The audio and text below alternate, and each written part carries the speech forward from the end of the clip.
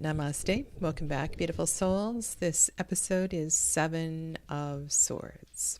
And again, another challenging card in the suit of air. And I think today I'm going to start with Thisbe. This is a painting that was selected by Robin Cole in the beautiful Rebellion Tarot.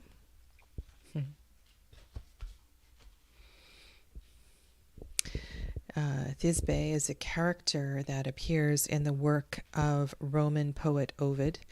She loves Pyramus, who lives next door in a connected house, but they have been forbidden to marry by their rival parents. However, they were able to speak to one another through a crack in the wall, sneaking around the ban their parents had put on their relationships.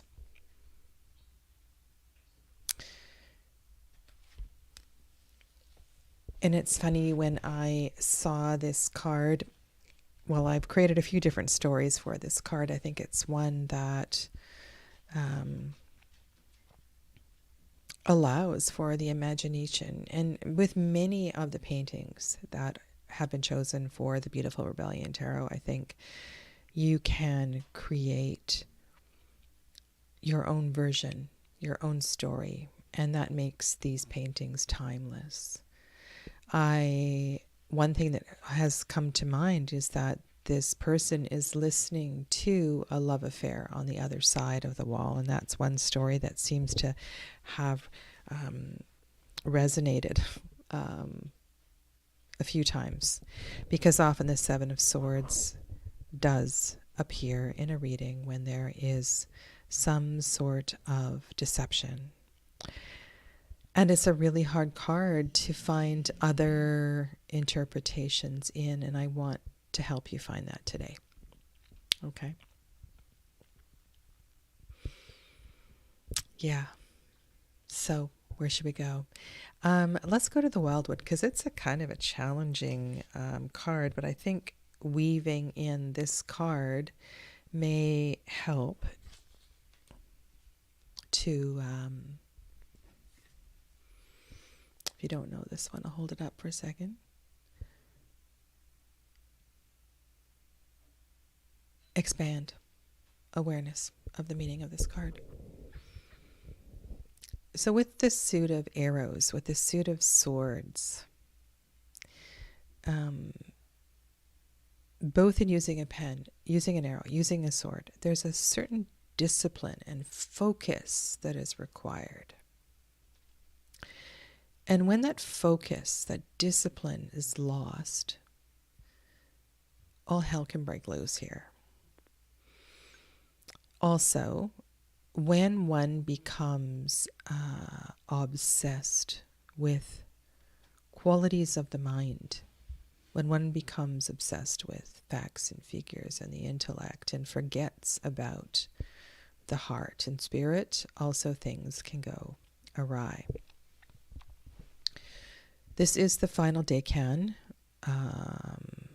the disseminating decan, if you will, of Aquarius. That's such an interesting way to look at it. That may have come up in Mel Moline's book. Looking at the decans as waxing, full, and disseminating.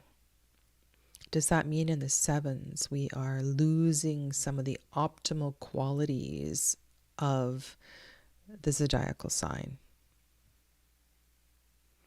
Interesting question. How can the sevens in their association with the Chariot be losing strength? Are they reactive? Is the Chariot a reactive card saying, I can do this, I can go forward, I can see this through to the end? Not unlike in the six, there's not a lot of power behind you here. Disseminating decan, lunar decan, Venus Sephira. It's not strong, right? And it's very, with this lunar energy, it's really fluctuating. So the decan is lunar. It's not easy.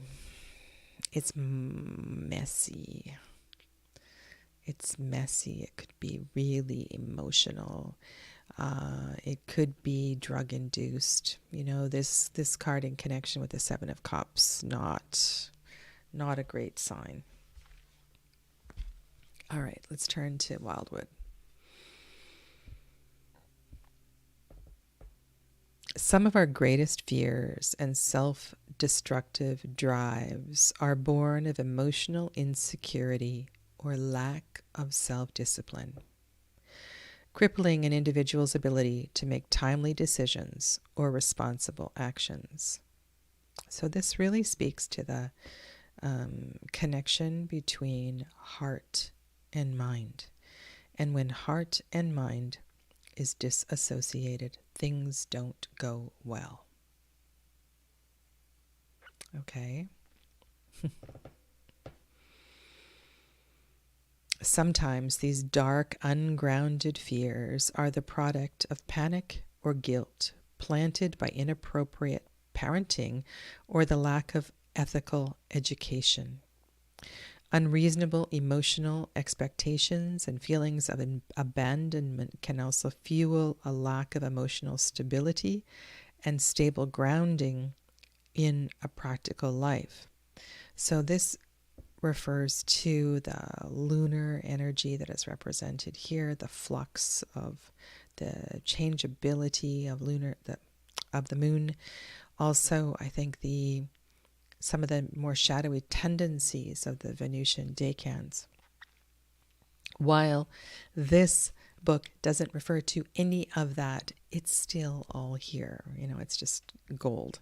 Finding one's feet in this environment takes serious inner work and real self-appraisal to reveal the true nature of the undermining issue at the heart of your fear.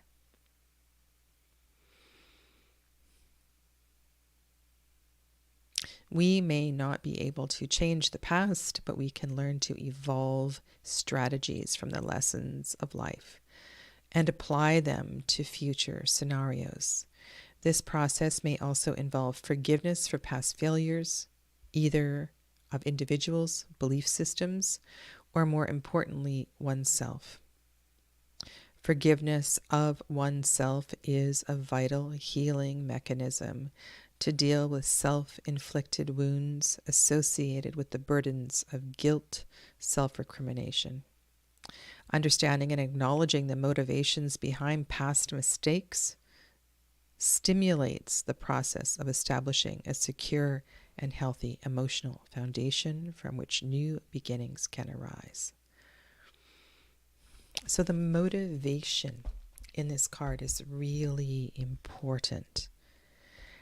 And as a 7, we can reflect and then sort of muster down and carry on forward.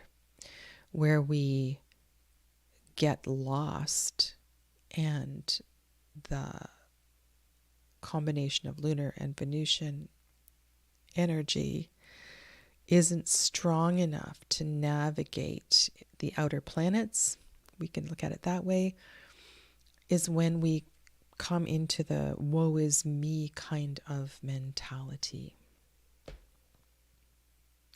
We do need to find a strength to go on. However, the integrity is absolutely vital here. And I can hear many voices in these cards. Many stories can be made up because this is really difficult, especially if you're reading for another person and this card comes up and they haven't asked about any sort of deception. You kind of need to go there. And it's a tricky path to navigate. You have the right, of course, to take what is yours and leave the rest behind. Don't take it all for the sake of taking it all. That's just greed. And I find this card sometimes comes up with theft of intellectual property or something, some connected, related matter.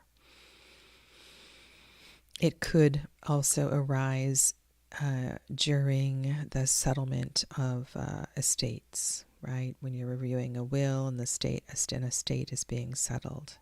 It could represent the breakup of sibling relationships, families, things like that. It's a powerful card. Now, in the Druidcraft Tarot, this one here, so there's a couple things. One is the focus of the old man. The fact that the man is old speaks to perseverance, experience, wisdom, and the fact that he is painstakingly trying to get the words right, I think, is a really good sign. He's not rashly, he's not giving up. There's a tenacity here. And I think a tenacity is required in all of the sevens. The sevens are all great challenges, and even greater challenges than the fives in many cases, because there's so much stuff. There's so much stuff going on, so many elements present. Yeah. So like you see I imagine an older woman leaving. Two swords are dropped. She can't carry them all. You can't take it all. This also reminds me of the metaphor of why we choose to pare down things during life, right? We can't take it all with us. When we die, it's irrelevant. It's insignificant. I love those posts on social media where you get advice from old people about what's really important. And I think this is a card that gets us to ask, what is really important? There's so much muddiness and stickiness here. It kind of sucks you in. So you really need the discipline that the swords are asking of you to make a good decision here. It's okay to let go. It's okay to leave lightly, leave empty-handed.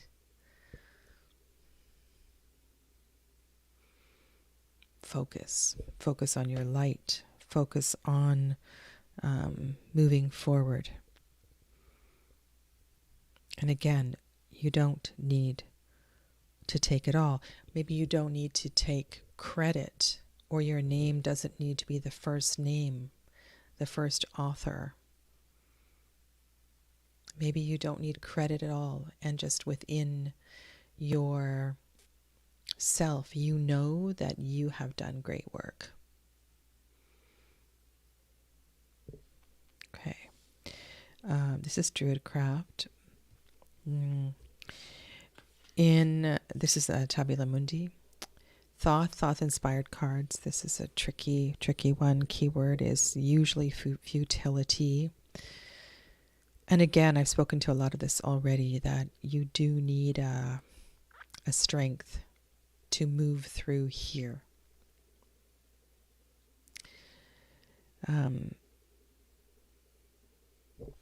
Mel's story of this card is, she says, imagine yourself on a desert. Your camel is running out of fuel, and you encounter some, I don't know if pirates is the right word, but let's call them pirates on the desert. And those are the 6 swords, and all you have is a boot dagger. Here's the boot dagger and the 6 swords.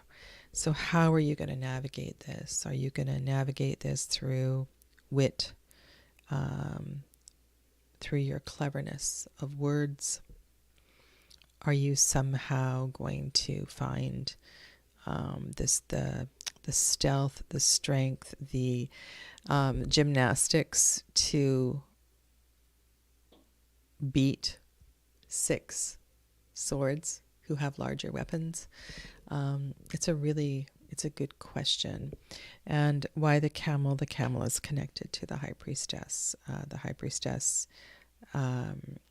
Hebrew letter is Gimel, which is camel. So again, she does such a good job of weaving connected cards. High priestess because of lunar energy. And the moon is also here in this card. The six-pointed star has several connections to the Fae, connections to Babylon. If you are navigating a seven-pointed star, you will, and it's funny because I've heard different people speak of this, and on one hand, it can have tremendous, sacred, empowering energy. Principled energy. And on the other hand, it can also connect to trickery in a way.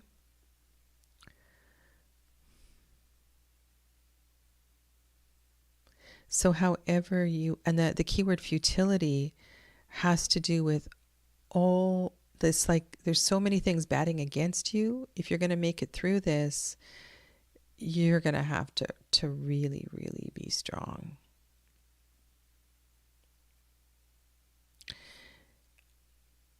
There are other decks that I no longer have where, actually, maybe in the Llewellyn Tarot, which I do have.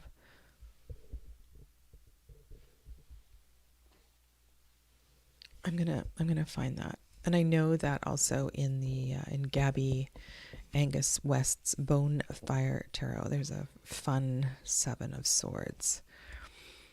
And so what you do is you, and I don't recommend being spiteful here, but a level of strength is absolutely, determination is required. And if you get lost in the woe is me, you're not gonna make it through. Okay, I wonder.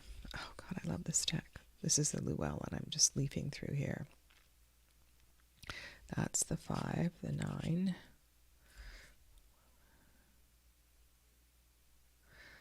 9. This isn't the kind of attitude I was looking for, but I'll show it to you anyway.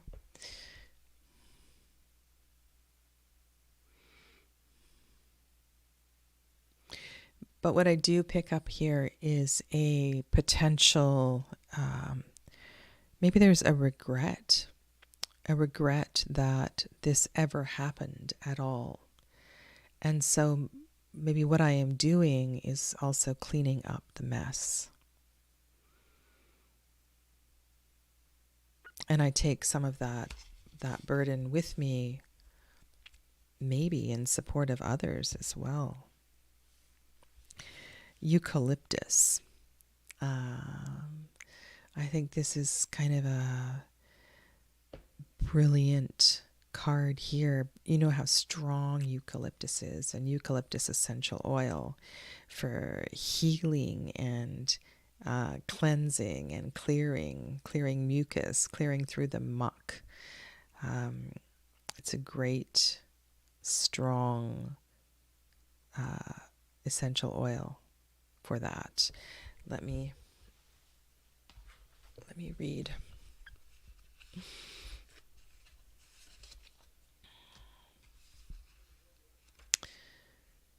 Seven of Air. Information is key to understanding. So again, that intellectual discipline is required. Trust in reason. Discern fact from feeling. When your assumptions are challenged, learn more before taking further action.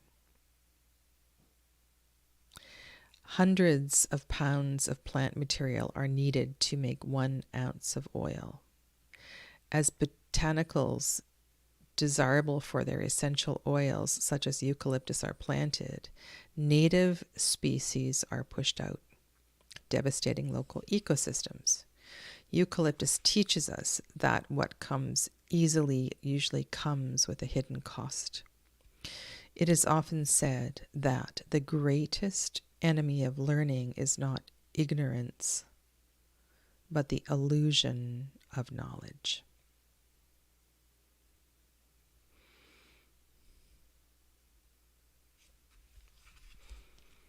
So there is a danger of being the know-it-all here. Yeah, this is no easy. These the sevens, the swords, these are not easy cards. Now, this is just an awful card. And I have stared, this is an ancestral path. I used one in the last episode as well.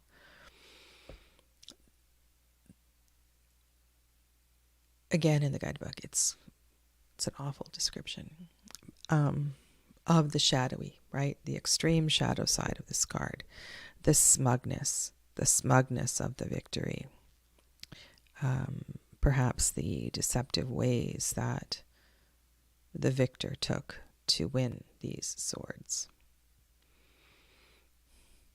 However, I want to do something else here. Like, what if this was a reclaiming of swords that had been in my family and decades ago were stolen by another family? And this is what I was getting at with the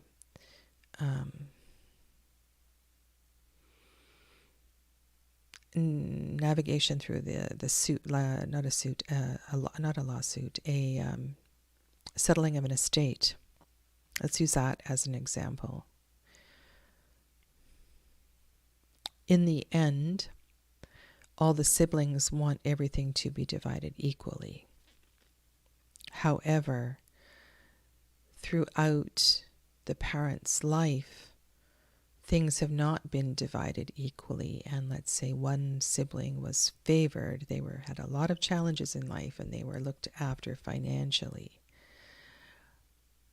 Therefore, the other siblings feel that they are owed more in the settling of the estate. And so perhaps one of them stands up and takes a stand finally after all these years, and the one who is still struggling and wants something. Like there's a lot in the background of this card.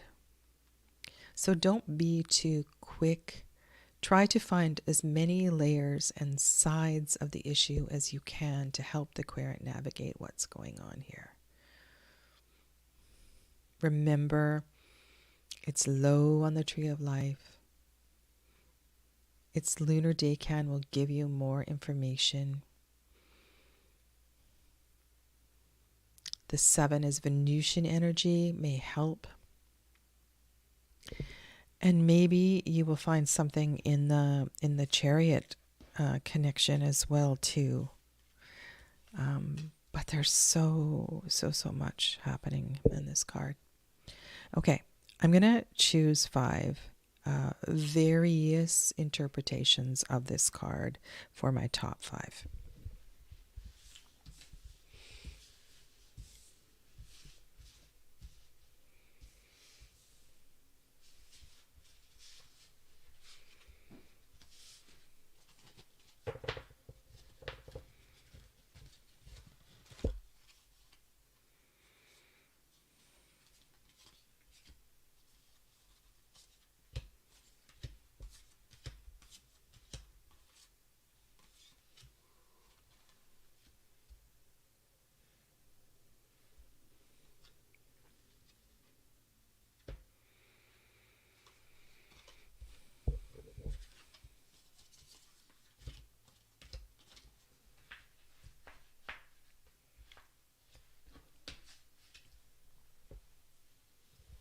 Okay.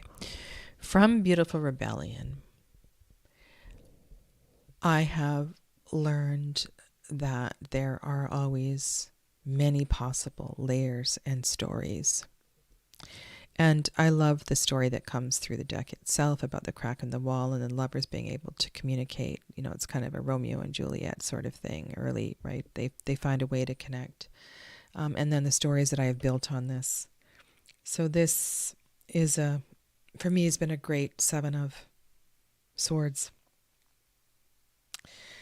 This particular card really speaks to me about finding the focus, the discipline, the strength, despite feeling like a victim.